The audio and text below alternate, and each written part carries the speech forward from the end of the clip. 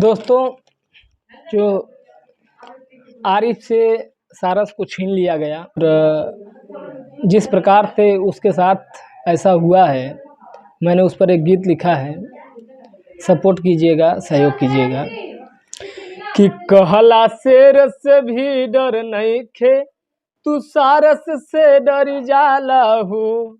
हमके लागत हुए बाबा जलन खोर बुझाला हो।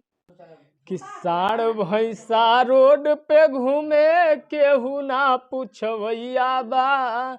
आ गौशाला खाली पड़ल बा, नइखे एको गैया बा। आ गोरक्षा के सगरी धनवा तोहरा झोली में जाला हो। तो हमके लागत हुए बाबा जलन खोर बुझाला हो। अरे पशु पक्षी से प्रेम सिखावे ई भारत के माटी। पशु पक्षी से प्रेम सिखावे ई भारत के माटी। एक मासूम के कैद करा के बदलेला पर पार्टी। अरे कैद में रोअत हवे सारस काहे न तोहे बुझाला हो।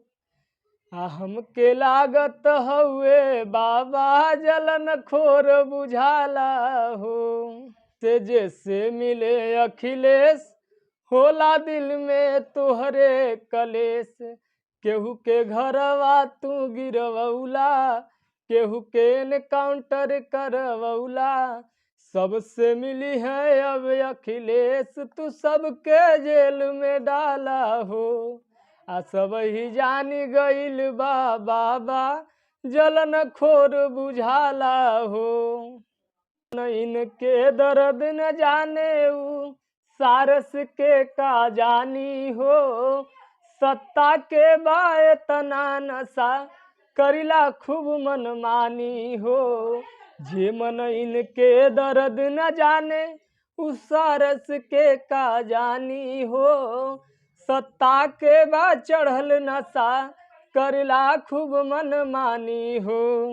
जनता के धकियावल लोगवा बड़ा पीछे ले जाला हो। हमके लागत हुए बाबा जलन खोर बुझाला हो।